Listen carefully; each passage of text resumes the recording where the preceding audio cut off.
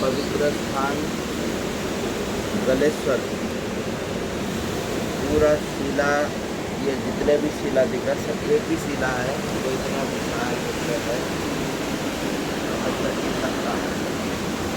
जब भरत राजा ने अपने पुत्रों को अपना गद्दी दिया, अब मेरा तो वानप्रस्थ का समय हो गया, ऐसा सोच करके तपस्या करने के लिए निकले। क्योंकि पहले जितने भी राजा होते थे, धार्मिक राजा होते थे, और समय से ही ब्रह्मचर्य का पालन करते थे, गृहस्थ का पालन करते थे, वानप्रस्थ का और संन्यास का भी करते थे। तो भरत जी ने सोचा मैं तपस्या करने जाऊँ, पर तपस्या कहाँ करूँ, तो इनको गंडक की नदी का तट दिखा, समझ में आई। मुक्तिनाथ का दर्शन करके आए और आकर के इस क्षेत्र पे इन्होंने अत्यंत उपयुक्त माना और मान करके बिल्कुल गंडक के सामने बैठ करके तपस्या करने लगी। सब घर बार व्यस्त राजपाट छोड़ करके आए, यहाँ तपस्या करने लगे। तपस्या करते करते एक दिन एक मृगिणी, ये तो सारा जंगल है, मृगिणी पानी पीने के लिए गंडकी में पानी पी रही थी। तो पीछे से एक बड़ा सा शेर उस मृगिणी को देख करके भागा आ रहा था। तो बिल्कुल सामने में मृगिणी ने देखा तो होश उड़ गई। अब पीछे मुड़ो, पीछे भागो तो पकड़ लेगा। अब आ गई इतनी बड़ी गंडकी में, तो मरता क्या नहीं करता, उसने अपने जान की बाजी लगा के एकदम बहती हुई गंडकी में अपने आप को छलांग लगा दी। वो गर्भिणी थी, उस आतुरता से पानी में कूद के ही उसका प्रसव हो गया। बालक अलग बहने लग गया और माँ अलग बह रही है। ऊपर से ये बैठे बैठे देख रहे थे, ध्यान अचानक चला गया। तो ये इनसे रहा नहीं गया, क्योंकि राजवंशी है, क्षत्रिय है, परोपकार आय अंजम शरीरम, यह शरीर परोपकार के लिए है। और विशेष करके क्षत्रिय होने के नाते अपना धर्म भी समझते थे, यह मेरा धर्म है। उछल करके गए, किसी तरह मृग की माँ को तो नहीं बचा पाए और उस मृग शावक को बचा लाए, लेकर के आए किसी तरह अपने पास रखे। अब उसकी माँ नहीं है, अभी अभी नवजात है, तो सर्दी में सिकुड़ रहा था, ला के देखने में खाए।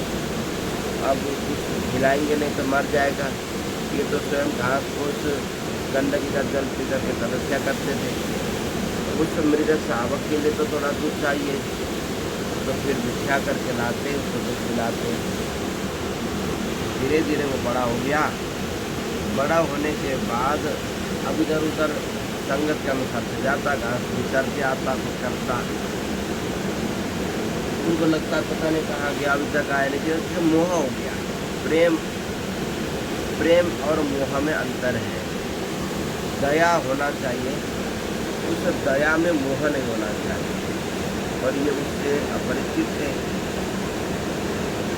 मोह होने के कारण रात दिन चिंतन करते रहे, अरे वो अभी तक नहीं आया, क्या पता कोई शेर तो नहीं खा गया, कहीं इधर उधर तो नहीं भटक गया, तो उसको पकड़ तो नहीं ले गए। बस अपना संध्या करते, जाप करते करते करते उसका भी चीज में याद आ जाता, स्मरण हो जाता। तो कभी वो बाल खींचता, कभी दम करता, उसको पकड़ के रखते अपने पास। चंचल स्वभाव वाला मृग अपने इधर से उधर चंचलता करता। एक दिन वो अपना झुंड को देखा, झुंड को देख कर के सोचा ये बाबा जी अकेले बैठे हैं, अब मेरा झुंड तो ये है, उसी के साथ चला गया। उसी के साथ चला जा गया तो ध्यान मेरा बार बार उस मृग की याद होती रही। तो लास्ट में पूरा शरीर तपस्या करने के बाद अवस्था को प्राप्त करके वो यहाँ से चल बसे। अंत्य या मत्स्यागति, अंतिम समय में हिरण की उस मृग शावक की स्मरण करके मरे तो दूसरा जन्म इसी जंगल में मृग का पाए। जब मृग का जन्म लिया तो बड़े सचेत हो गए कि हाँ देखो पिछले जन्म में मैं मृग रहा, तपस्वी होने के कारण मृग शरीर में भी मुझको ज्ञान था। बहुत से ऐसे पशु होते हैं, आपने देखा होगा।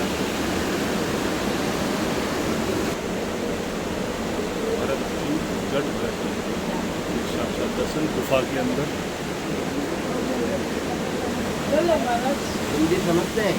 बड़े प्रतापी राजा जो मुक्तिनाथ का दर्शन है, तो अपने आप को सोचा कि अब मैं बालक बच्चा होकर के तपस्या करूँगा। ठीक है दोस्तों, आगे का हम आगे बताते हैं। तपस्या की